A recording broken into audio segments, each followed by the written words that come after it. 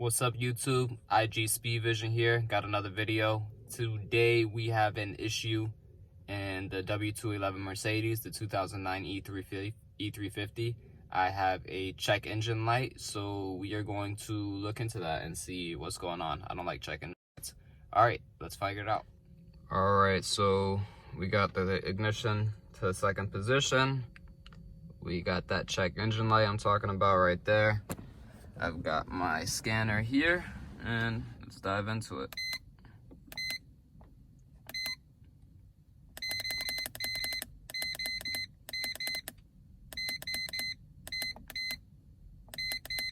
It's a 2009 sedan, gasoline, left hand, E350. I'm gonna do a manual scan because I just want to scan this right now.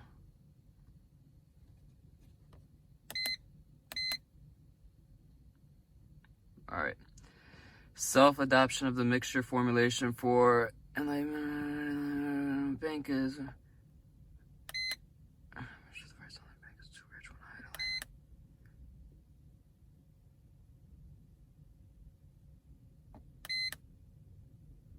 all right, so it looks like basically we're not getting enough air for some reason, or we're getting too much fuel. Either or. I could do like some live tracking, but I'm not gonna do that. I'm gonna just take a look underneath the hood. I think I know what the issue may be.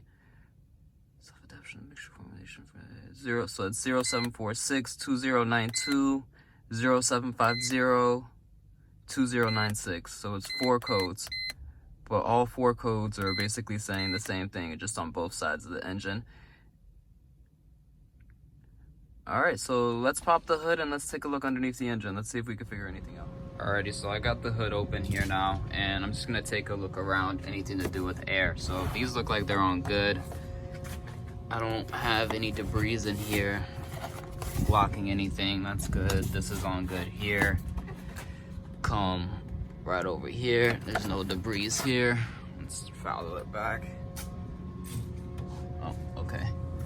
So this is not snapped on the way it should be, and oh, this is not on the neck either. All right, so I think this may be the issue here.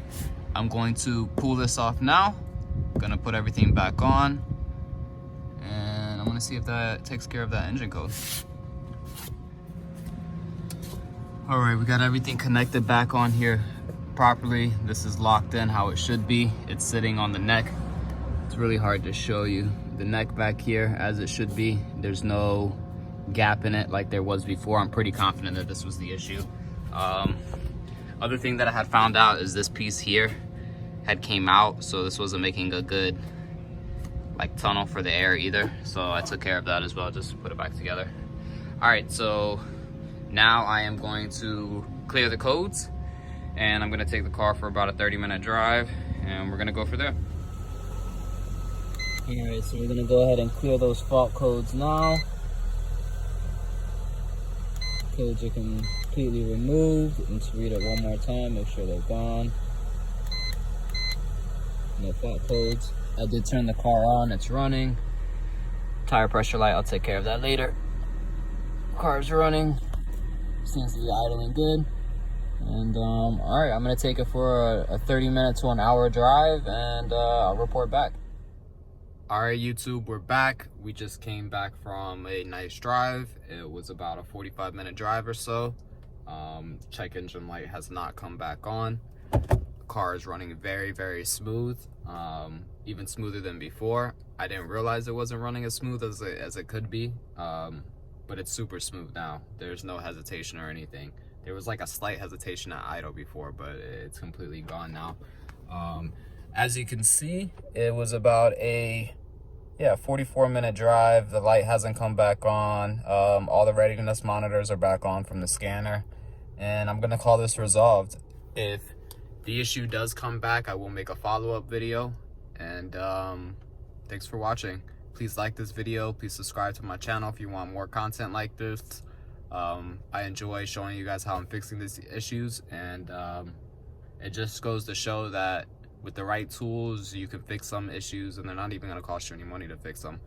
You know, I'm pretty sure if I paid somebody to diagnose it, it would have been like 300 bucks just to pay to diagnose it. But yeah, fixed for free. 4 codes cleared and fixed for free. You're welcome.